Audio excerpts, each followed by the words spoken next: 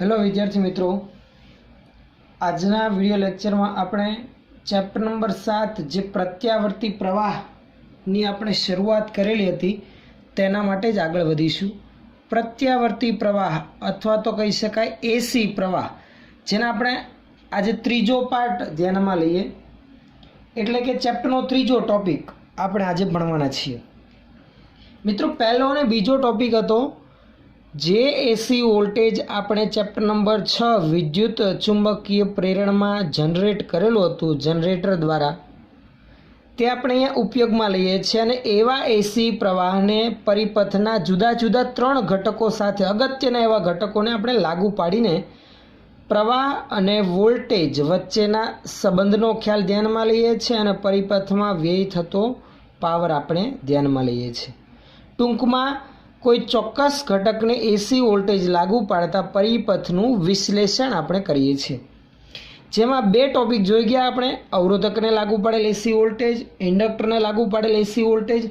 आजे मित्रों आपणे ध्यानमां लेवानुं छे त्रीजो टॉपिक, जे छे केपेसिटर ने लागू पाड़ेल एसी वोल्टेज। त्रीजो टॉपिक छे आपणो केपेसिटर ने लागू पाड़ेल एसी वोल्टेज, तेनी चर्चा आपणे आजना विडियो लेक्चर में करवानी छे, जे छे आपणो त्रीजो टॉपिक केपेसिटर ने लागू पाड़ेल एसी वोल्टेज। मित्रों, आ टॉपिक में आपणे शुं करवानुं, तो के नाम परथी सीधो ख्याल आवे छे कि एक केपेसिटर ध्यानमां लईशुं, शुद्ध केपेसिटर, जेने एसी प्राप्ति स्थान साथे जोड़वानुं छे। एसी प्राप्ति स्थान कयो ध्यानमां लईशुं, तो कि आगळ आपणे लेता आव्या एवो ज V बराबर Vm sin ओमेगा टी प्रकारनो एसी वोल्टेज आपणे लागू पाडीशुं। कोने? केपेसिटर ने, शुद्ध केपेसिटर ने। तो एवुं एक सी केपेसिटन्स धरावतुं केपेसिटर एसी प्राप्ति स्थान साथे आपणे जोड़ी दीए। तो पहला सौथी पहला हुं एनी आकृति ध्यानमां लो। जुओ, एक केपेसिटर ध्यानमां लईए के जेनुं केपेसिटन्स धारो के केटलुं छे, सी जेटलुं छे। एवुं एक केपेसिटर आपणे ध्यानमां लईए। आ सी केपेसिटन्स धरावतुं एक केपेसिटर, केपेसिटन्स सी जेटलुं छे। तेना आ 2 छेડાઓ સાથે આપણે કોનું જોડાણ કરવાનું છે? એસી પ્રાપ્તિ સ્થાનનું। एसी प्राप्ति स्थान केटला मूल्यनो, तो कि आगळ आपणे जोड़ता आव्या ए ज, एटले के कयो, तो कि V बराबर Vm sin ओमेगा टी प्रकारनो एसी प्राप्ति स्थान आपणे अहींया जोड़वानो छे। एसी प्राप्ति स्थान छे केटला मूल्यनो, केवा प्रकारनो, तो कि V बराबर Vm साइन ओमेगा टी प्रकारना एसी प्राप्ति स्थान ने आपणे केपेसिटर साथे जोड़ी दीधेल छे। तो हवे आ प्रकारनुं जोडाण कर्या बाद परिपथमांथी कई रीते केटला मूल्यनो प्रवाह वहेशे एनी आपणे चर्चा आगळ वधारीए। मित्रों, आपणे अहींया एसी प्राप्ति स्थान जोड़ेल छे। जो डीसी बेटरी जोड़ेल होत, डीसी बेटरी एटले के आपणे आ प्रकारनी संज्ञा दर्शावता तो तमने याद होय तो आ प्रकारनी बेटरीनुं जोडाण આપણે નોર્મલી અત્યાર સુધી ધ્યાનમાં લેતા હતા।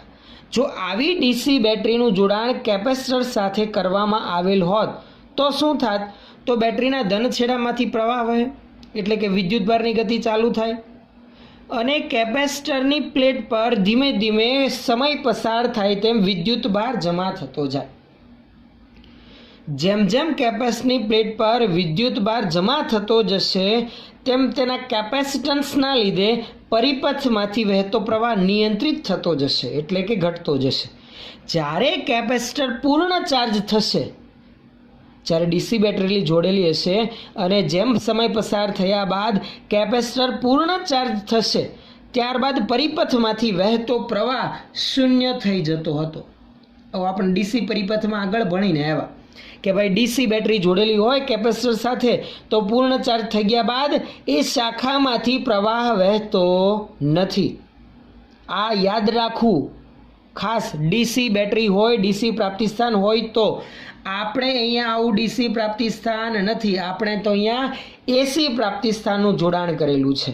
વી બરાબર વીએમ સાઇન ઓમેગા ટી પ્રકારનું એસી પ્રાપ્તિ સ્થાન સી કેપેસિટન્સ ધરાવતા કેપેસિટર સાથે જોડેલ છે. તો એસી પ્રાપ્તિ સ્થાન સાથે કેપેસિટરને જોડીએ તો ડીસીની સરખામણીમાં શું ફેરફાર થાય? તો એસી પ્રાપ્તિ સ્થાનના કારણે ફેરફાર એવો થશે કે જ્યારે પેલું ધન અર્ધચક્ર ચાલતું હશે વોલ્ટેજનું, એટલે જ્યારે વોલ્ટેજ વધશે ત્યારે પ્રવાહ પણ વધશે. કેપેસિટર ધીમે ધીમે ચાર્જ થવા લાગશે. આ પ્લેટ ધન, આ પ્લેટ ઋણ થશે. પરંતુ આ તો ડીસી નથી, એટલે કે સમય સાથે અચળ નથી, બદલાયા કરે, વધે ઘટે, શૂન્ય થાય, ઋણ મહત્તમ થાય, પાછો શૂન્ય થાય. તો જ્યારે આનું ધન અર્ધચક્ર ચાલતું હશે ત્યારે કેપેસિટરની આ પ્લેટ ધન વીજભારિત અને આ ઋણ બનશે. જેવો આ વોલ્ટેજ ઘટશે કેપેસિટર પરનો વિદ્યુત ભાર પણ ઘટશે, એટલે કેપેસિટર પાછું ડિસ્ચાર્જ થઈ જશે. એટલે ધન અર્ધચક્રના વધતા મૂલ્ય સાથે ચાર્જ થશે, ઘટતા મૂલ્ય સાથે ડિસ્ચાર્જ થશે. એટલે સતત ચાર્જિંગ ને ડિસ્ચાર્જિંગની પ્રક્રિયા એસી પ્રાપ્તિ સ્થાન જોડવામાં આવે ત્યારે ચાલુ ને ચાલુ રહે. ધન અર્ધચક્ર દરમિયાન ઋણ આવે ત્યારે શું થશે? તો કે ઋણ અર્ધચક્ર ચાલુ થાય ત્યારે એની પોલારિટી બદલાઈ જાય. આ પ્લેટ પર ધન વિદ્યુતભાર જમા થતો હતો તો એના બદલે આ પ્લેટ પર ધન જમા થવા લાગશે અને અહીંયા ઋણ જમા થવા લાગશે. ફરી પાછો એ ઋણ વોલ્ટેજ મહત્તમ બનીને પાછો ઝીરો તરફ આગળ વધશે ત્યારે એ ચાર્જ થયેલું કેપેસિટર પાછું ડિસ્ચાર્જ થઈ જશે. આ મારો કહેવાનો અર્થ એવો, જે પ્રકારે વોલ્ટેજ સમય સાથે સાઇન વિધિ અનુસાર બદલાતા રહે છે તે રીતે પરિપથમાંથી વહેતો પ્રવાહ પણ સમય સાથે બદલાતો રહેશે. ડીસી પ્રાપ્તિ સ્થાનની જેમ નથી કે કેપેસિટર પૂર્ણ ચાર્જ થઈ ગયું ત્યારબાદ પ્રવાહ શૂન્ય તો પછી પ્રવાહ વહેશે જ નહીં, એવું આ કિસ્સામાં થવાનું નથી. અહીંયા પ્રવાહ પણ વોલ્ટેજની જેમ સમય સાથે આવર્ત રીતે બદલાતો જશે. એ કેટલા મૂલ્યનો હશે હવે એની ગણતરી આગળ વધારે, હવે એની સમજૂતી ધ્યાનમાં લે. આટલામાં મિત્રો દરેકને ખ્યાલ આવી ગયો હશે કે એસી પ્રાપ્તિ સ્થાન સાથે કેપેસિટરને જ્યારે જોડવામાં આવે ત્યારે કેપેસિટર પ્રવાહને નિયંત્રિત રાખે છે. વિદ્યુત ભારની જેવું કામ અહીંયા કેપેસિટરનું કેપેસિટન્સ કરે છે. ખ્યાલ આવે છે? પ્રવાહને શું કરવાનું?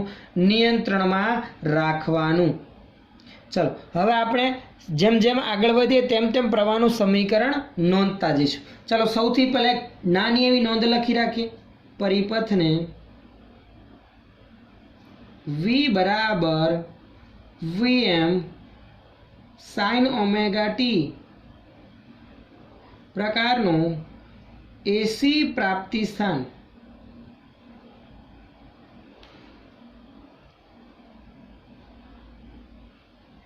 કેપેસિટર સાથે જોડેલ છે. કેપેસિટરનું કેપેસિટન્સ સી છે. કેપેસિટરનું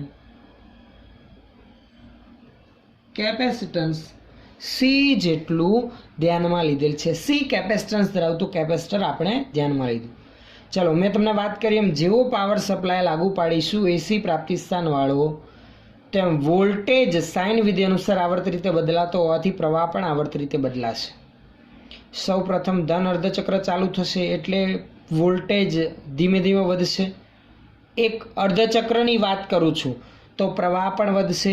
કેપેસિટરની પ્લેટ પર વિદ્યુત ભાર પણ વધતો જશે. એમાંની કોઈ એક ક્ષણની વાત કરીએ કે ધારો કે કોઈ એક ટી ક્ષણે ટી સમય ઇન શોર્ટ કેપેસિટર પર ક્યુ વિદ્યુત ભાર જમા થયેલ છે. કેપેસિટર પર ક્યુ જેટલો વિદ્યુતભાર જમા થયેલ છે.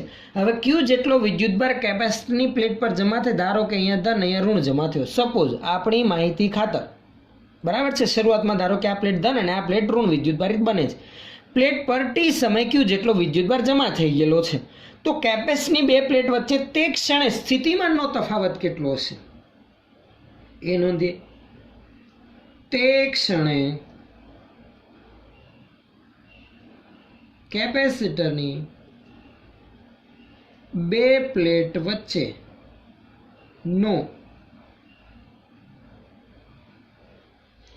સ્થિતિમાનનો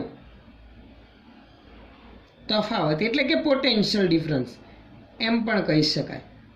વી બરાબર કેટલો થશે તો કે ક્યુ બાય સી જેટલો થશે. તમને ખ્યાલ છે કેપેસિટરવાળા ચેપ્ટરમાં તમે ભણીને આવ્યા, કેપેસિટરનું કેપેસિટન્સ સી હોય, તેની ધન અને ઋણ પ્લેટ પર જમા થયેલું વિદ્યુતભાર એક પર પ્લસ ક્યુ બીજા પર માઇનસ ક્યુ હોય તો બે પ્લેટ વચ્ચે સ્થિતિમાનનો તફાવત વી બરાબર ક્યુ બાય સી લખાય. કેપેસિટન્સ આપણે આમ લખીએ છીએ ને સી બરાબર ક્યુ બાય વી, તો વીને કરતાં બનાવવું તો ક્યુ બાય સી થશે.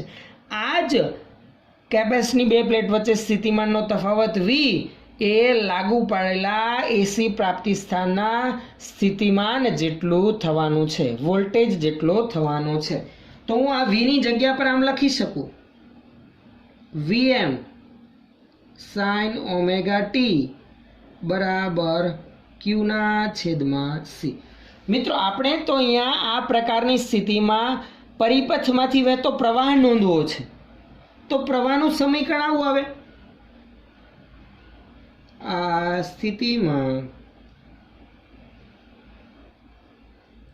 પરિપથમાંથી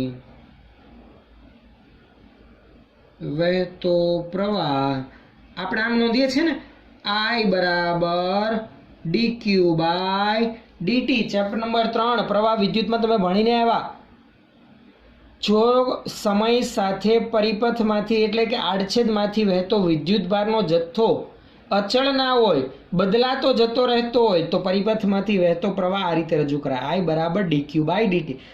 ક્યુનું સમયની સાપેક્ષે વિકલન કરતા પ્રવાહ મળે. અહીંયા ક્યુ છે, ક્યુને કરતા બનાવો તો સી ગુણાકારમાં જાય ને, તો આપણે ખાસ અહીંયા ક્યુની કિંમત નોંધી રાખીએ. ક્યુ બરાબર Vm into C sine omega t. આ ક્યુનું હવે ટીની સાપેક્ષે વિકલન કરીએ તો d by dt Vm into C sine omega t. ચલો આ પ્રવાહ I બરાબર વીએમ અને સી એ અચળ, એને બહાર લઈ લઉં છું. બાકી રહેશે d by dt sine omega t. બરાબર ને? હવે આપણે આનું વિકલન કરીએ તો વિકલન કરતા પદ શું આવશે તો કે I બરાબર વીએમ સી એમનું એમ. ચલો સાઇનનું વિકલન શું આવે તો કે સાઇનનું વિકલન થાય કોસ ઓમેગા ટી, પણ ટીના સહગુણકમાં જે ઓમેગા છે એ આગળ ગુણાકારમાં આવશે, તો એ ઓમેગા હમણાં હું પાછળ લખું છું.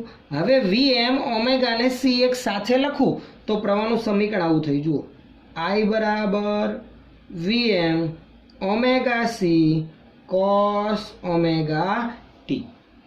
હવે આપણે જોઈએ તો આ પ્રવાહ અને વોલ્ટેજ બંનેના સમીકરણમાં એક ફેરફાર છે કે અહીંયા વોલ્ટેજ સાઇન વિધેય અનુસાર બદલાય છે, પ્રવાહ કોસ વિધેય અનુસાર.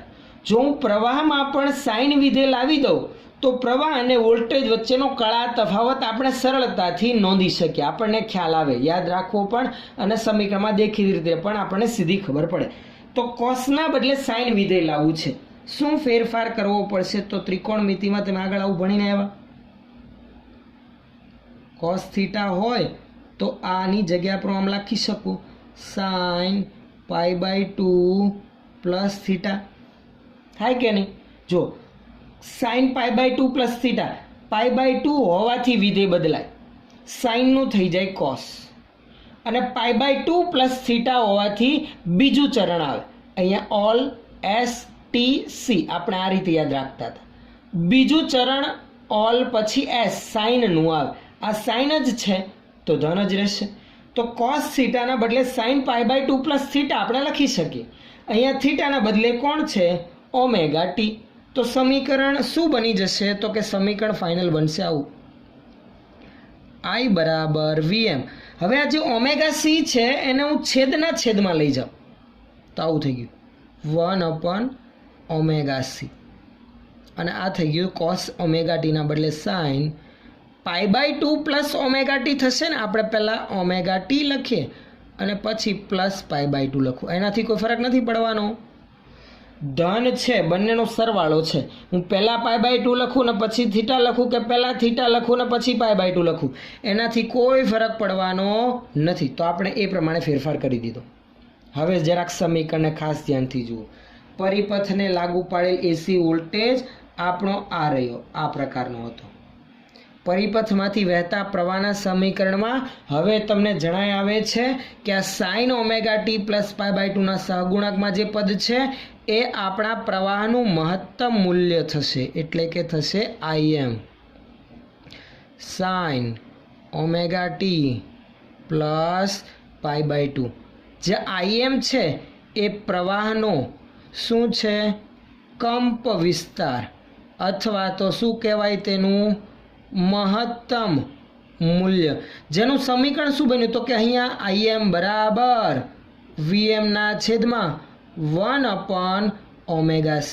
હવે આ 1/ωc શું છે? તો 1/ωc ને જ શું કહેવામાં આવે છે? કેપેસિટરનું કેપેસિટિવ રિએક્ટન્સ. કેપેસિટરનું કેપેસિટિવ રિએક્ટન્સ છે. આ 1/ωc ને આપણે XL વડે રજૂ કરીએ છીએ, જેને કેપેસિટરનું કેપેસિટિવ રિએક્ટન્સ કહેવાય, જેનો એકમ પણ અવરોધના એકમ જેવો જ ઓહમ છે. શું છે એનો એકમ પણ? ઓહમ. એટલે ખાસ આ કેપેસિટરનો કેપેસિટિવ રિએક્ટન્સ છે તો એને XC વડે દર્શાવે. સમીકરણ યાદ રાખવું. આથી આ સમીકરણ શું બની જશે? Im બરાબર Vm/XC. આ માત્ર કેપેસિટર ધરાવતા પરિપથમાંથી વહેતો મહત્તમ પ્રવાહ આપણને મળી ગયો. Im બરાબર Vm/XC. આ XC એટલે કેપેસિટરનું કેપેસિટિવ રિએક્ટન્સ. આ સમીકરણને જો અવરોધકને લાગુ પાડેલા એસી વોલ્ટેજના સમીકરણ સાથે સરખાવો તો એ સ્થિતિમાં પણ પરિપથમાંથી વહેતો મહત્તમ પ્રવાહ Im બરાબર Vm/R હતો. એટલે અવરોધની જગ્યા પર કેપેસિટરનો કેપેસિટિવ રિએક્ટન્સ છે. એટલે ત્યાં જે પ્રવાહને નિયંત્રિત કરવાનું કામ અવરોધ કરતો હતો એ અહીંયા કેપેસિટિવ રિએક્ટન્સ XC કહે છે. ઇન શોર્ટ, ટૂંકમાં આપણે એમ કહી શકીએ આ કેપેસિટરનો એક માત્ર સાદી ભાષામાં અવરોધ છે, જે પ્રવાહને નિયંત્રણમાં રાખવાનું કામ કરે છે. ખ્યાલ આવે છે? તો અહીંયા હાલની સ્થિતિમાં પરિપથમાંથી વહેતો પ્રવાહનું સમીકરણ, ફાઇનલ સમીકરણ આપણે આ યાદ રાખવાનું છે કે I બરાબર Im sin ωt પ્લસ π/2. હવે મિત્રો ખાસ જુઓ, ફેઝ ડિફરન્સ શું છે? પરિપથમાંથી વહેતો પ્રવાહ વોલ્ટેજ સાથે કેવા તફાવતમાં રહેલ છે? તો અહીંયા સાઇનની કળા માત્ર ωt છે, જ્યારે અહીંયા કળા ωt પ્લસ π/2 છે. આ ભાગ એક્સ્ટ્રા છે. એટલે કે અહીંયા કેપેસિટર ધરાવતા એસી પરિપથમાં પ્રવાહ વોલ્ટેજ કરતાં કળામાં π/2 જેટલો અહીંયા પ્લસ આવે છે, એટલે કે આગળ છે તેમ કહેવાય. તો ખાસ એ નોંધ લખી રાખું છું, યાદ રાખજો, ખૂબ જ અગત્યની નોંધ, કે માત્ર કેપેસિટર ધરાવતા પરિપથમાં પ્રવાહ એ વોલ્ટેજ કરતાં કળામાં કેટલો આગળ છે? તો કે વોલ્ટેજ કરતાં કળામાં π/2 જેટલો શું છે? આગળ છે. પ્રવાહ કળામાં π/2 જેટલો વોલ્ટેજ કરતાં આગળ છે. આપણે ઊંધું એમ પણ કહી શકાય, વોલ્ટેજ એ પ્રવાહ કરતાં π/2 જેટલો પાછળ છે. આ બાબત ખૂબ જ અગત્યની છે. ત્રણ કિસ્સામાં અવરોધકને લાગુ પડેલ એસી વોલ્ટેજ હોય, ઇન્ડક્ટરને હોય કે કેપેસિટરને હોય, ત્રણેય માટે પ્રવાહ અને વોલ્ટેજ વચ્ચેનો કળા તફાવત તમને યાદ હોવો જોઈએ. અવરોધમાં તો બંને સમાન કળામાં, ઇન્ડક્ટરના કિસ્સામાં વોલ્ટેજ π/2 જેટલો આગળ હતો અને કેપેસિટરના કિસ્સામાં પ્રવાહ π/2 જેટલો આગળ છે. હવે આપણે આ જ બાબતને પ્રવાહ વિરુદ્ધ કળા અને વોલ્ટેજ વિરુદ્ધ કળાના આલેખ પરથી અને આ ઉપરાંત ફેઝ ડાયાગ્રામ પરથી આપણે રજૂ કરીએ તો તમને વધુ ખ્યાલ આવશે. જો આપણે બંનેને આલેખ સ્વરૂપે રજૂ કરીએ છીએ ધ્યાન આપજો બરાબર. હું બંનેને બાજુ બાજુમાં દોરું છું એટલે તમને સમજવું પણ સરળ પડે. અહીંયા હું પહેલાં પ્રવાહ વિરુદ્ધ કળા અને વોલ્ટેજ વિરુદ્ધ કળાનો એક આલેખ દર્શાવી રાખું. જરાક ધ્યાનથી જુઓ. આપણે એક્સ અક્ષ ઉપર કળા દર્શાવતા હતા. જે પ્રોસેસ આગળ આપણે કરેલી છે એની એ જ, કંઈ જ ફેરફાર નથી. અહીંયા કળા ઓમેગા ટી, આ વાય અક્ષ ઉપર વોલ્ટેજ અને પ્રવાહ રાખતા હતા. આ કોના વિરુદ્ધ કોનો આલેખ? તો કે વોલ્ટેજ વિરુદ્ધ ઓમેગા ટી એટલે કે કળા, અને પ્રવાહ વિરુદ્ધ ઓમેગા ટી એટલે કે કળાનો આલેખ છે. ચલો સૌથી પહેલાં આપણે વોલ્ટેજનો આલેખ રજૂ કરતા હતા. ચલો વોલ્ટેજ સાઇન વિધિ અનુસાર બદલાય છે એટલે વોલ્ટેજનો આલેખ સીધો જ સાઇન વિધિનો આવે તેવો આપણે 4 ભાગ પાડી દેતા હતા. યાદ કરો જરાક. કળા માટે 0, પછી અહીંયા આવશે π/2, અહીંયા આવશે પાઈ, પછી અહીંયા આવશે 3π/2 અને અહીંયા આવશે 2π. હા કે ના? અહીંયા 0. ચલો પહેલાં શું કરવાનું? તો કે વોલ્ટેજ વિરુદ્ધ કળાના આલેખ માટે સૌથી પહેલાં વોલ્ટેજનું મહત્તમ મૂલ્ય નોંધી રાખવાનું. સૌથી પહેલાં વોલ્ટેજનું મહત્તમ મૂલ્ય. ચાલો વોલ્ટેજ માટે એનું મહત્તમ મૂલ્ય Vm જેટલું છે, તો જેટલું Vm ઉપર રાખવું મહત્તમ મૂલ્ય એટલું જ નીચેની તરફ. બરાબર છે? અહીંયા આ બાજુ પ્લસ Vm, અહીંયા આવશે માઇનસ Vm. ઓકે ચાલો હવે સાઇન વિધિ અનુસાર તો કે સાઇન 0 પર 0, π/2 પર 1 એટલે કે પ્લસ Vm, સાઇન પાઈ પર 0 તો 0, સાઇન 3π/2 પર -1 હોવાથી માઇનસ Vm, અને સાઇન 2π પર પાછું શું આવી જશે? 0 આવી જશે. 4 બિંદુઓને હું જોડી દઉં.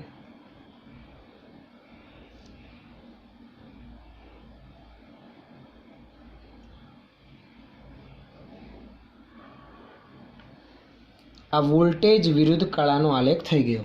આ તેનું મહત્તમ મૂલ્ય. બરાબર છે? આ છે વોલ્ટેજનો આલેખ V, અથવા અહીંયા હું સીધું લખી રાખું V બરાબર Vm સાઇન ઓમેગા ટી મુજબ ફેરફાર થયો. હવે આપણે પ્રવાહનો આલેખ રજૂ કરવાનો છે. જુઓ પ્રવાહ માટે તમને ખ્યાલ છે એનું મહત્તમ મૂલ્ય Im છે, પણ એ Im Vm કરતાં તો ઓછું છે કારણ કે Vm/xc એટલે Im છે. તો એનું મહત્તમ મૂલ્ય વોલ્ટેજ કરતાં ઓછું છે, તો એની બાઉન્ડ્રી વોલ્ટેજ કરતાં થોડીક નાની મૂકી દેવાની, એટલે કે તેનું મહત્તમ મૂલ્ય આલેખમાં કમ્પેરિઝનમાં એના કરતાં નાનું બતાવીએ. પણ એના સમીકરણમાં તમે જોશો સાઇન ઓમેગા ટી પ્લસ π/2 આવે છે, પરંતુ આની આગળનું સ્ટેપ જુઓ તો આની આગળના સ્ટેપમાં તો કોસ વિધેય આવે છે.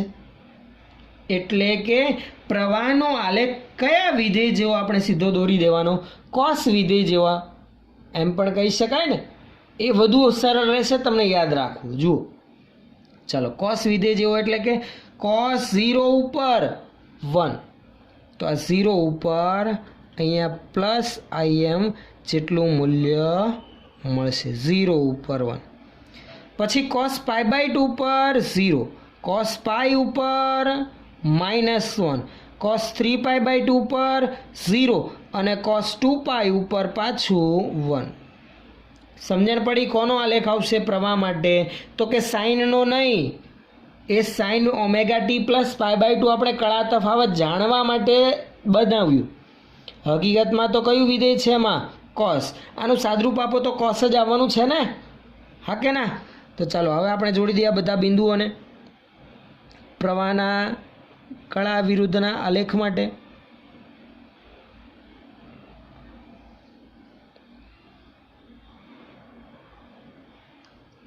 જોઈ શકાય છે અહીંયા સીધું જ આ પ્રવાહનો આલેખ છે. આ Im sine omega T plus π/2 પ્રકારનો આલેખ. બરાબર છે? પ્રવાહ વિરુદ્ધ કળા અને વોલ્ટેજ વિરુદ્ધ કળાનો આલેખ. અહીંયા તમે આલેખમાં સ્પષ્ટ જોઈ શકો છો કે પ્રવાહ π/2 જેટલો કળામાં આગળ હોવાથી જે ક્ષણે વોલ્ટેજનું મૂલ્ય મહત્તમ બને છે એના કરતાં π/2 જેટલાના કળા તફાવત પહેલાં પ્રવાહનું મૂલ્ય મહત્તમ બની જાય છે. π/2 જેટલી કળા પસાર થઈ જાય પછી વોલ્ટેજ મહત્તમ બને છે. તો કળાનો તફાવત કેટલો છે બંને વચ્ચેનો? π/2 ટુ જેટલો. સમયનો તફાવત કહીએ ને તો એક પૂર્ણ સાયકલના ચોથા ભાગ જેટલો સમયનો તફાવત થયો. ચાલો હવે ફેઝર ડાયાગ્રામ પરથી આપણે માહિતી ધ્યાનમાં લઈએ. તો ફેઝર ડાયાગ્રામ માટે એક્સ અક્ષ અને વાય અક્ષ હું એક રજૂ કરી દઉં છું. જુઓ,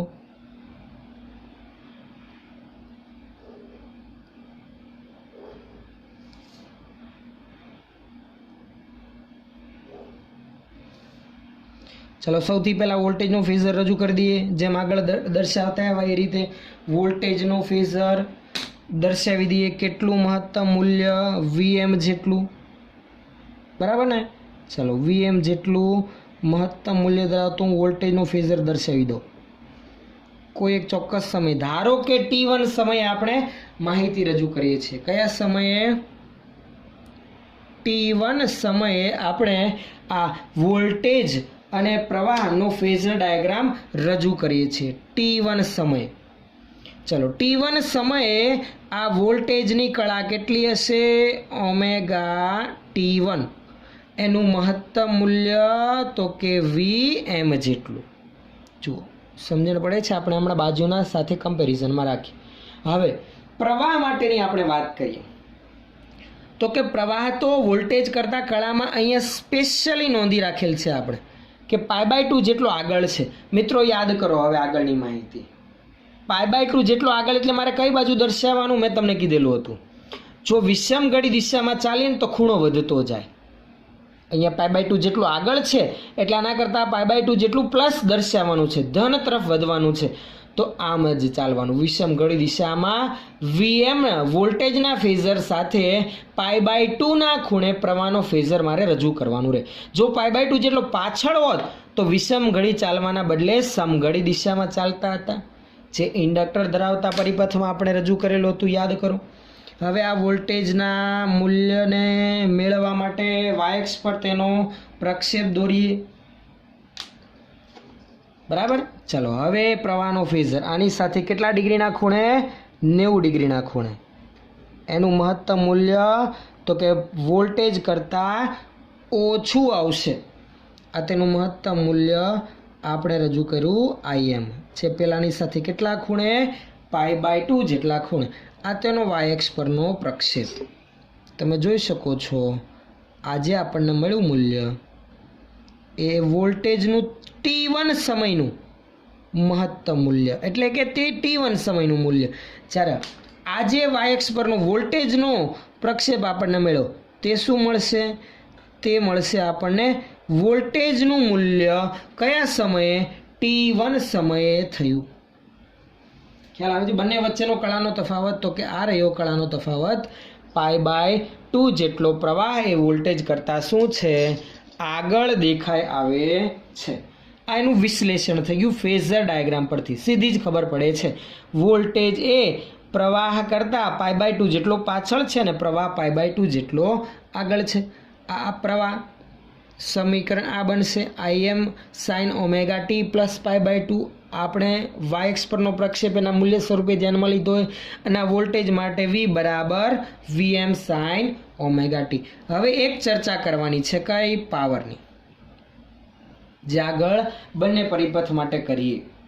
પાવરની ચર્ચા આપણે હવે આગળ વધારીએ. મિત્રો આપણે અહીંયા એસી પ્રાપ્તિસ્થાન સાથે કેપેસિટર જોડેલ છે. કેપેસિટરને એસી પ્રાપ્તિસ્થાનમાંથી મળતો પાવર કેટલો હશે તો એ આપણે ખાસ નોંધી રાખીએ.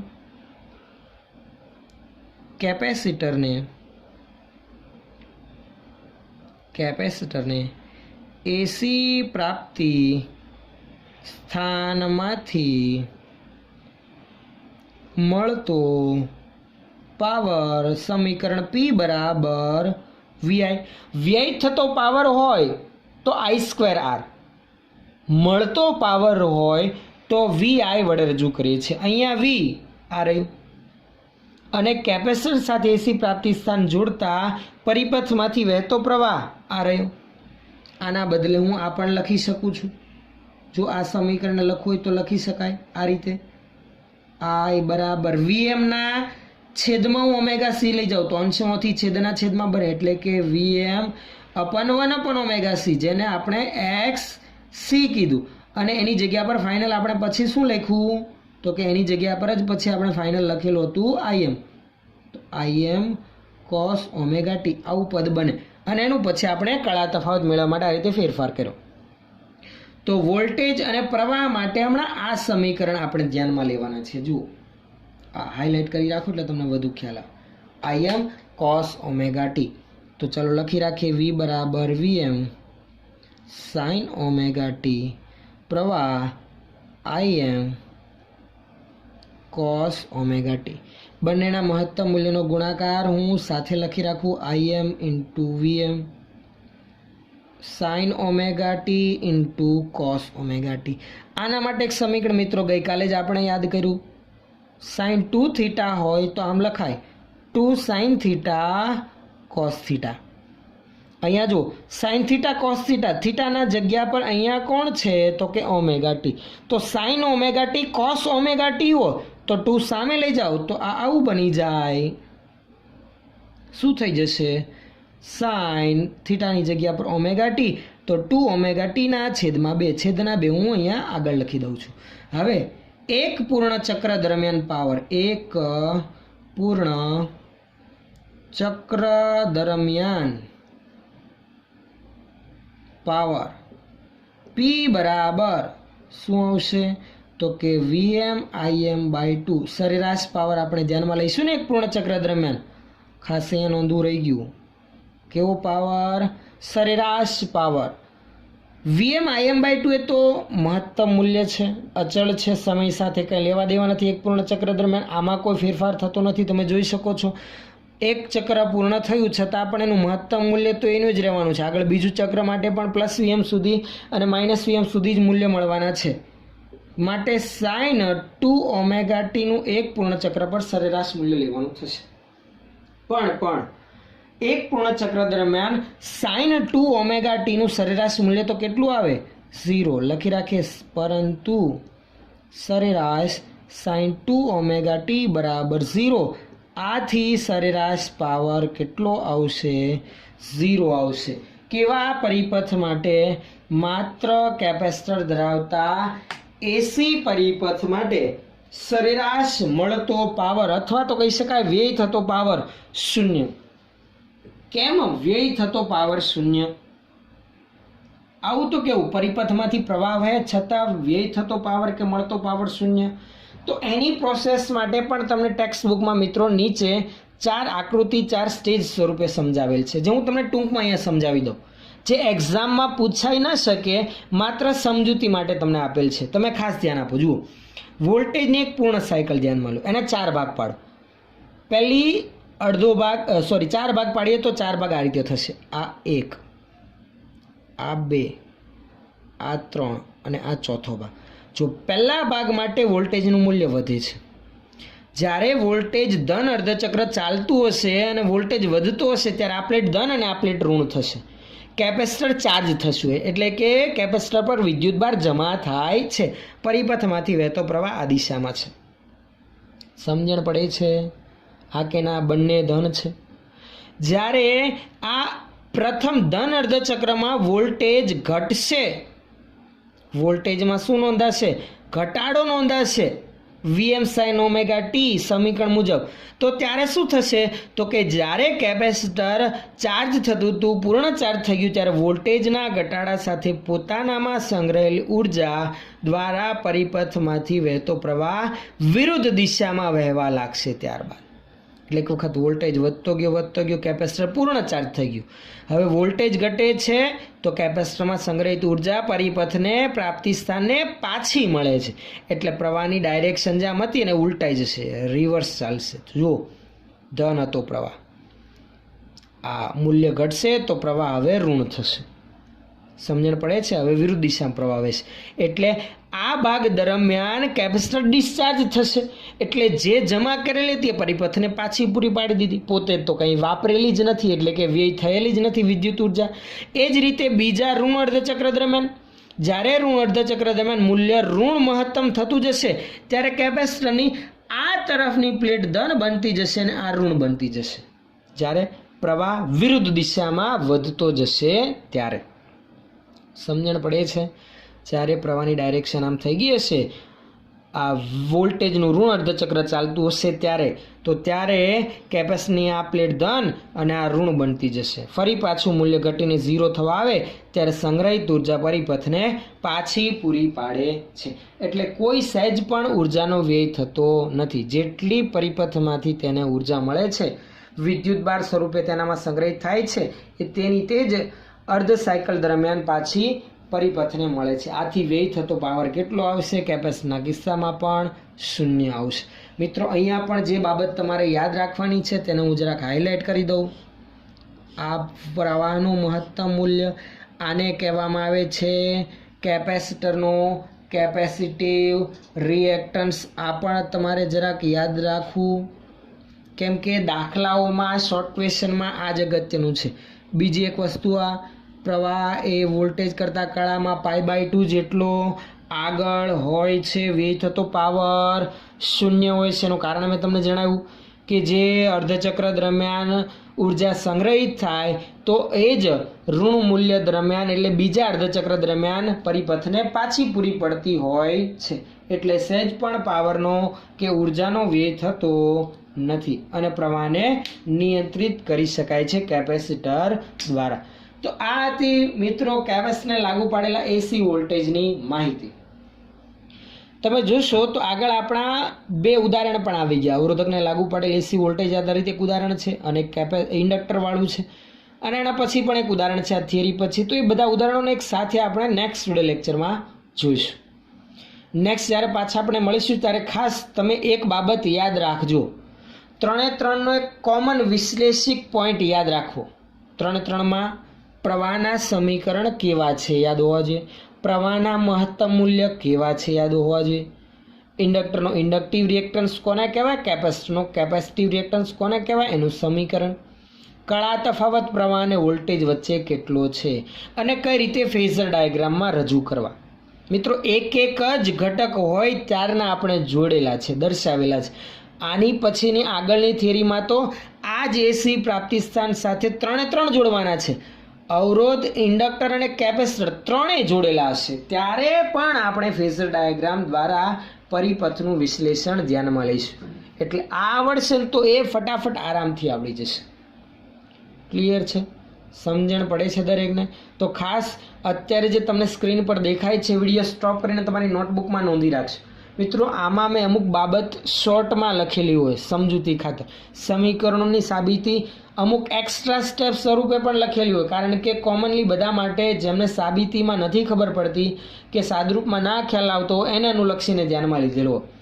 ગાણિતીય સ્ટેપ તમને જેટલા આવડતા હોય એટલા સરળ અને ટૂંકમાં લખી શકો છો, પણ આ વર્ણન જે શાબ્દિક આવતું હોય એ પૂરેપૂરું આપણે ધ્યાનમાં લેવું પડે. કદાચ વર્ણન મેં આપણે ઉચ્ચાર કરી દીધેલો, કદાચ લખવાનું રહી ગયું તો એ તમારે ટેક્સ્ટ બુકમાંથી વાંચો ત્યારે ખાસ લખાણ કરતી વખતે લખી રાખજો. બરાબર છે? ઓકે, ચાલો આટલું ખાસ તમારી નોટબુકમાં નોંધી રાખો. ત્યાર પછી આપણે પાછા મળીશું ત્યારે અહીંયાથી આગળ કન્ટિન્યુ કરીશું.